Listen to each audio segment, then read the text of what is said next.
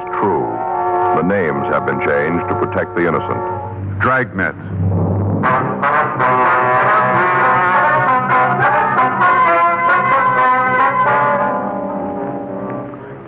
You're a detective sergeant. You're assigned to homicide detail. You get a call to investigate unknown trouble. The caller gives no indication of what's wrong. Your job, check it out. It was Saturday, July 18th. It was warm in Los Angeles. We were working the day watch on a homicide detail. My partner's Frank Smith. The boss is Captain Lorman. My name's Friday. We were on our way back from questioning a suspect, and it was 10:56 a.m. when I got back to our car. Unit 1K80. Did you get me a pack, too? Yeah, here you are. Thanks. Say, Joe. Wonder if you'd do me a favor. I just did. I bought you a pack of cigarettes. No, something else. Well, I've been thinking about taking a sergeant's exam. See if I can crack it this time. yeah. I figure I got about 6 months before they're going to hold him again. Gives me plenty of time to get ready. It's a lot of work. You're going to have to really hustle the books, you know. Yeah, I know. I talked to Faye about it last night. Got it all squared away. The in-laws aren't going to come out this year. That's what loused me up last year. It is, huh? Sure, Joe. You know our house. We had Army cops all over the place, kids running around screaming. Nobody can study like that. You going to be able to work out the classes? Well, I'm going to have to. I can sure use the extra money. Faye and me'd like to do some work on the house. About the only way we can do it is try and make sergeant. Well, what do you want me to do? Well, I wonder if you kind of help me out along the way. You made it. You tell me what to do and what to watch out for. Well, I'll do what I can for you, but there isn't anybody who can make it for you besides yourself. You know? Yeah, I know that, but just as long as you're in my corner, old buddy. I'll be in your corner. Attention all units. You better get the help. All units. At 5291 La Miranda Street, investigate unknown trouble. That's at 5291 La Miranda Street. Investigate unknown trouble. Car 11F93, take the call. Code 3, KMA 367. This is Miranda now, isn't it here? Yeah, 6100 block. We must have just passed the place. I didn't see anything, did you? Me either. It's code 3, it's important. Make a U and we'll go back and check it out. All right. Should be up here on the right. 5800, a couple blocks up there. Take it easy, you should be in here. Yeah. Doesn't look like there's any trouble. Think this is it? You want to pull up? Yeah. At the back of the court. 5291. There's nothing going on. Yeah. Well, maybe I better verify that address, huh? Yeah. 1K80 to Control 1. Control 1 to 1K80, go ahead. Would you repeat the address on the call to La Miranda Street? Stand by 1K80. See anything? No. There's probably some kids having a time. Yeah. Control 1 to 1K80. That address is 5291 La Miranda. 5291 La Miranda. Roger, Control 1. 1K80, code 6 at that address. KMA 367. Well, this is it. We better check it out, huh?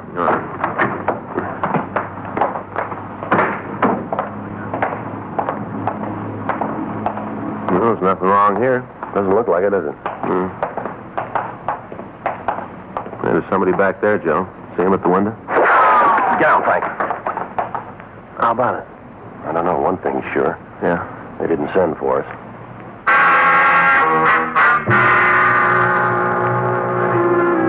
The 5 units of the court were arranged in the shape of a U. 5291 was the building at the far end. In the center, running between the 2 wings, was a grass area. Large palm trees were growing at either end, and there was a wrought iron table and 4 chairs in the center of the area. From what we could see of the building the shot had come from, the only door was the one facing us.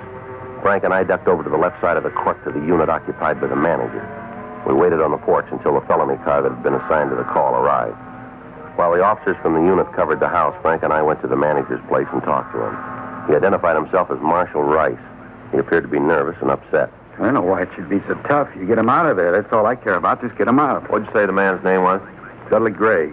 You the one who called the police? Yeah, I called him right after he took the first shot. I wasn't going to wait around for no repeat performance. You have any idea why he's doing this? Only one that makes any sense. What's that? He's wigged. Sir? Flipville. He's gone straight up. Did you talk to him this morning? Yeah, went back there about 8:30. Wanted to get some things straightened out. Hadn't had a cup of coffee with him and Charlotte. Who's Charlotte? His wife. Real doll. She sure don't deserve to come up with a flip like him. How'd he seem then? You mean when I talked to him? That's right. All right, I didn't notice anything. If I had, I'd have called you then instead of waiting for this to happen. And what'd you talk about? Well, different things. We've been planning on doing a little remodeling, painting papers. Yeah. Well, Dudley's been helping me.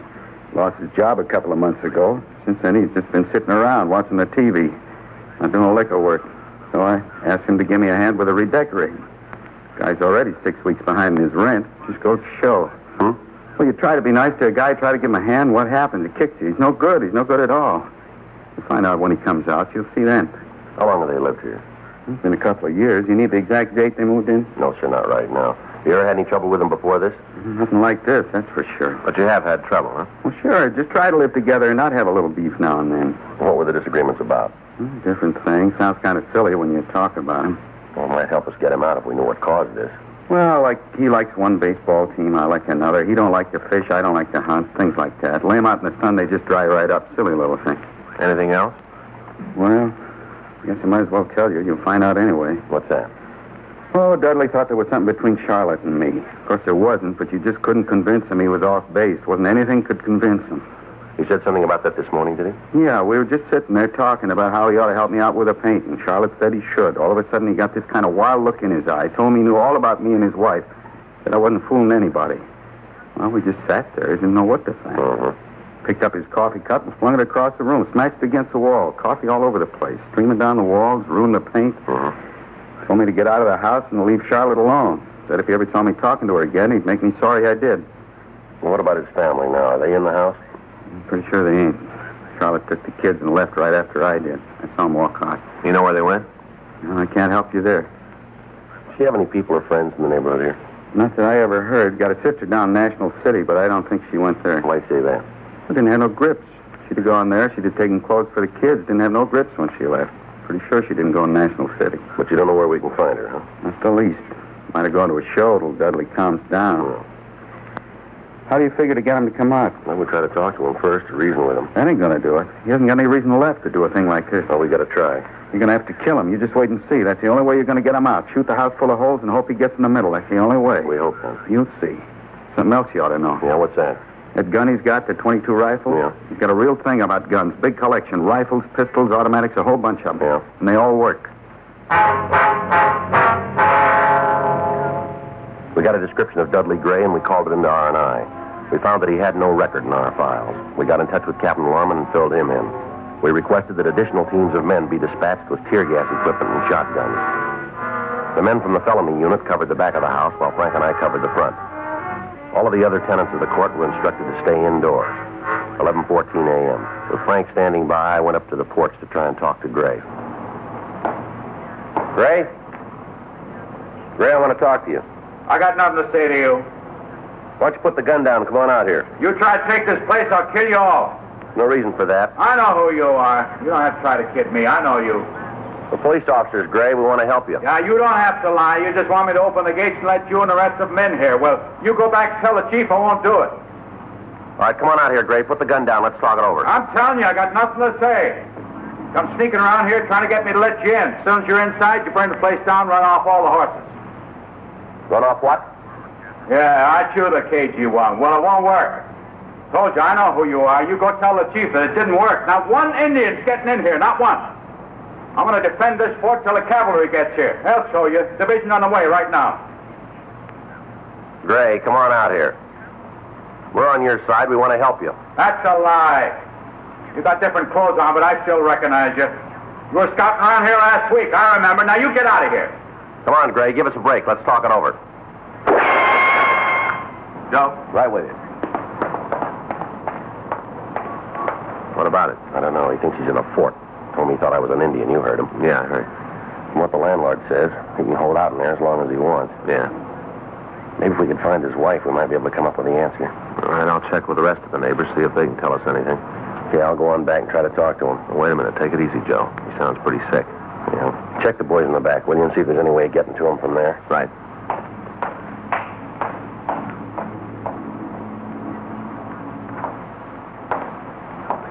I see you out there. I see you. Now, don't try anything. I'm ready for you. Sure you are, Gray. We couldn't put anything over on you. You bet you can. I'm too smart for you.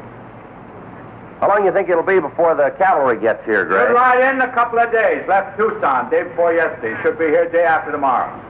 Sure gonna fix up the Indians then, won't you, Gray? Yeah, gonna make them sorry they ever tried this. Gray, how about letting us fight on your side? We'd sure like to be with you. You mean that? Sure, we'd like to be with a smart fellow like you. Not kidding. No? How can I know if I can trust you? Well, you can. I couldn't do anything that'd hurt you. I suppose not. Okay, come on in. I can use somebody to watch if the Indians start using fire arrows. Come on in.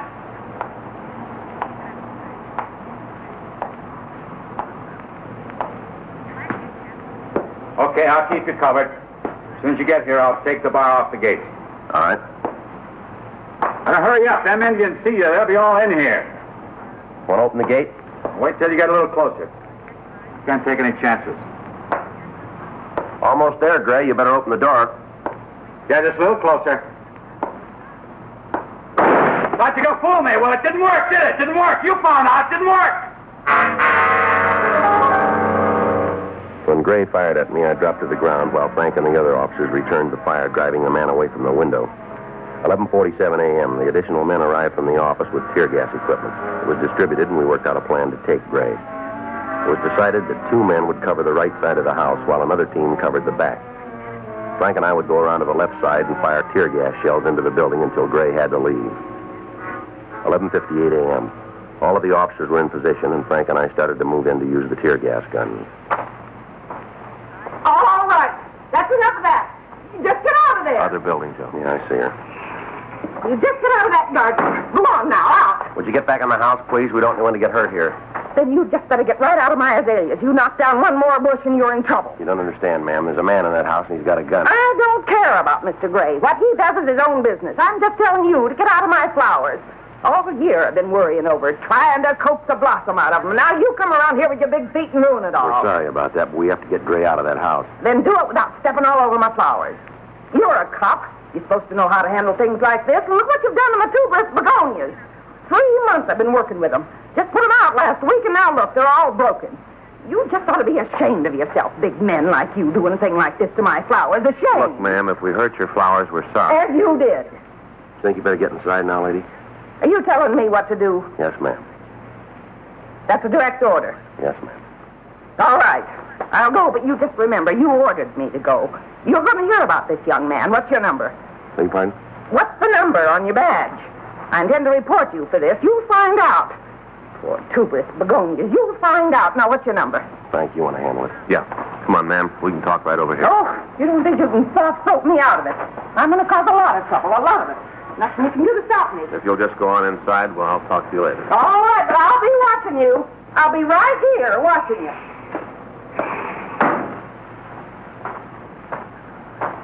Well, there's one for you. Yeah. Well, let's get on this. Right. Think we'll need the masks? Well, we shouldn't out here. How's it look out front? It's all right. Glendo and LaMonica are out there. Yeah. Whenever you're ready. That should bring them out. I'll get another one ready. Better hold it up. Here comes McCready. Right. Hey, hold it up, Joe. What do you got, Jack? Just found out. Yeah? Gray's wife and kids are in there with him.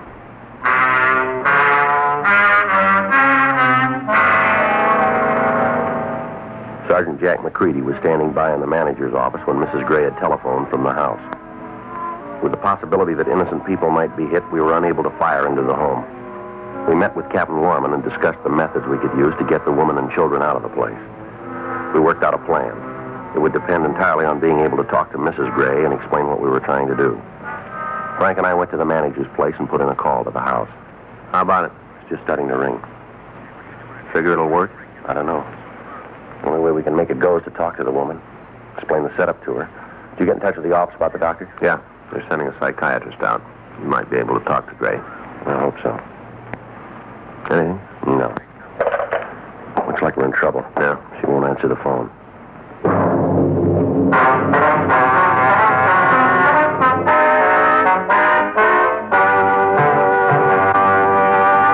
You are listening to Dragnet, the authentic story of your police force in action.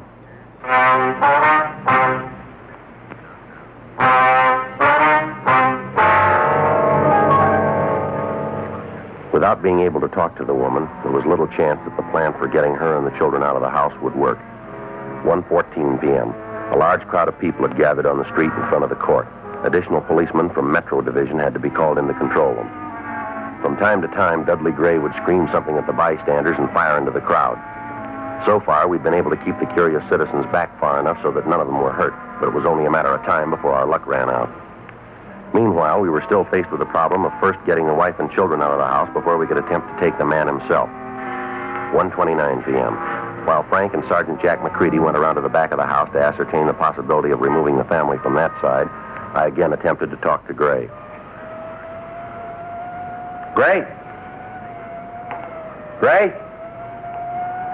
Come on, Gray, we want to talk to you. I thought I killed you, Indian. Come on, Gray. We're police officers. We're trying to help you if you'll give us the chance. You expect me to believe that? The truth. No, that's what you say. I'll give you something. What's that?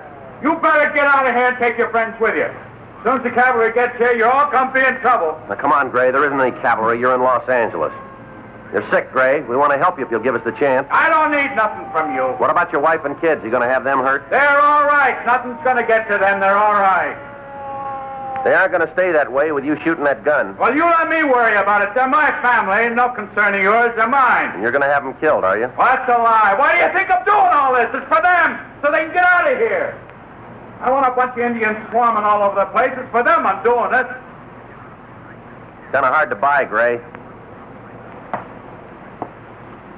It's hard to see what you're trying to protect them from. What do you think you are to tell me that? Don't you think I know what's going on? All the time sitting in here looking at you people trying to take things away from me. You don't think I know what's going on, huh? Well, you just save your breath, save everything. I know what's right. I know it, and I'm doing it. Tell you what, we'll make a deal with you, Gray. What kind of deal can you make? Let your wife and kids come out. Let us take care of them. Give us a chance to prove that we're on your side. You can't catch me with that one again. You tried once before, and it didn't work, remember? You tried once before. We didn't cause you any trouble. I don't believe anything you say. Might as well save your breath. All you Indians is tricky. You're not fooling me. What about all the people out there in the street? Well, what about it? You want to hurt them, too? Be real honest with you. One you got coming, but I'll be honest. All right. I don't much care. They're dumb enough to get caught in the middle of an Indian war. It's their tough luck. You've come close to shooting a couple of them, you know. Now tell them to go back to their homes. Leave the fighting to the men. Come on, Gray. Let's get together and talk things over out here. What do you say? Nothing doing. You get me out of the fort and you'll try something. I'm not falling for that. What? And what are you trying to do? I don't know what you're talking about, Gray. Don't try that with me. You're trying to break into the back of the place. Well, it won't work. I'll take care of you all. Joe, get out of there. All right. How about it? We're getting the gas equipment ready now. Yeah? We've got his family out.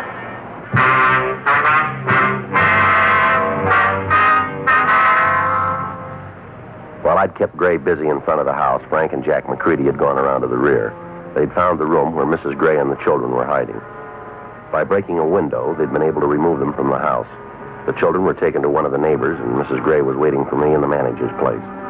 Outside, the members of homicide detail were making preparations to get Dudley Gray out of the house.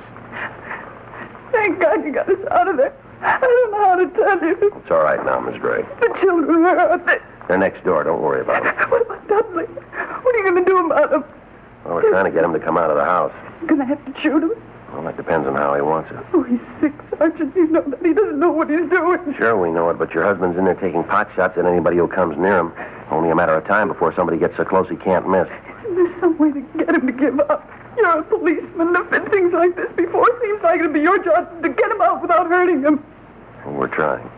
What caused this to happen? A lot of things, Sergeant. Well, Miss Gray, if we knew what's wrong with him, it might help. Could you give us some kind of an angle on it? I don't know how long it's been building. Maybe a year, maybe longer. It's hard to say. Just try to take care of the family, keep it together. Sometimes you don't see the signs. Yes, ma'am. It might be my fault. I guess it is. Just all of a sudden things got too heavy for him to carry. He lost his job. We couldn't pay the bills. Got so I wouldn't answer the phone because I knew it was somebody wanting their money. I try to take it easy, Miss Gray. He didn't have any way to get the pressure off. No way at all. It finally got him. All right, go ahead. You sure the children are all right? They're being taken care of? Yes, ma'am, they're fine. Are they having lunch? I couldn't fix them anything. They haven't eaten since this morning. I'm sure they'll be fed. Alice is kind of picky with her food, needs coaxing to eat. They'll be all right, Miss Gray. Now, would you go on, please? Well, it finally broke this morning. Once it started, there wasn't anything we could do. Marshall came over. That's the manager? Yes, he came over to ask Dudley if he'd help with the painting, mentioned that it'd be a way to pay some of the back rent. Didn't mean anything. Dudley just took it the wrong way. What's that? When Marshall told him about the rent, I said it was nice of him to give Dudley the chance to make it up. I didn't mean anything by it. Yeah. Dudley got up from the table and went into the living room and turned on the television. Didn't say a word to me, just got up and walked out. Sat there watching a picture, one of those cowboy things. Just sat there and watched it. Yeah. Kids went in and tried to talk to him, so did I. Tried to bring him out of it. He didn't even know we were in the room, just sat there and looked at the picture. Has your husband ever been under the care of a doctor? You mean for his mind? That's right. No, I was afraid to ask him. I should have, but it just seemed that it'd mean another bill. That was causing all the trouble anyway. I told you I was trying to believe that it wasn't anything serious, that it'd go away. Yeah. It's been better to have the bill.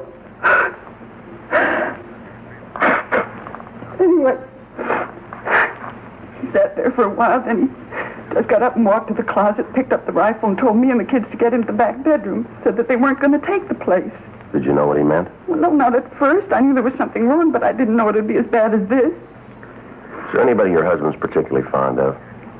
Well, we've been married for 8 years, Sergeant. I guess I could qualify That that. is what I mean, ma'am. Is there anyone that he'd listen to, a friend, maybe a minister or a priest?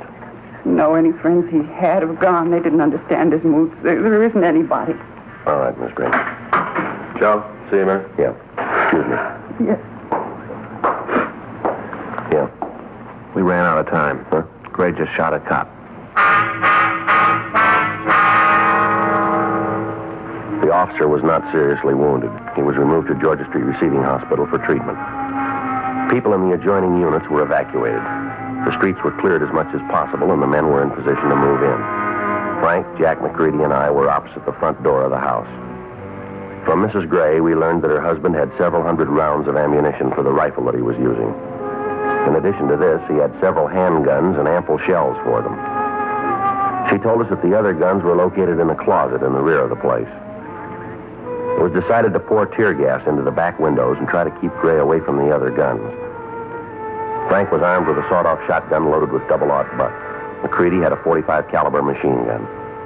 The officers were in position and the signal was given. There go the gas gun. Yeah. They should be coming out pretty quick. Hope we can take them without killing them. We'll try. Gas is starting to come through the front windows. Go in. I quit. All right, throw the gun out, Gray. Throw the gun out. They won't do it. Come on, throw that gun out. Hey,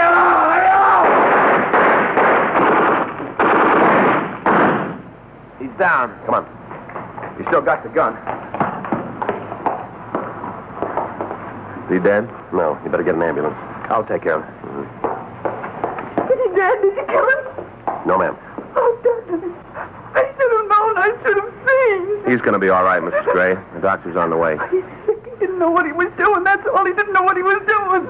Yes, ma'am. He knows we love him. That's all that counts. We love him and want to take care of him. He didn't think anybody cared for him. That's what was wrong. He just didn't know. Yes, ma'am.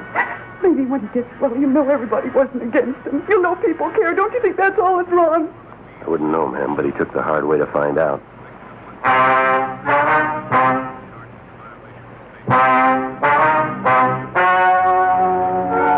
The story you have just heard is true. The names were changed to protect the innocent. On August 26th, the preliminary hearing was held in the prison ward of the county hospital in and for the county of Los Angeles, state of California.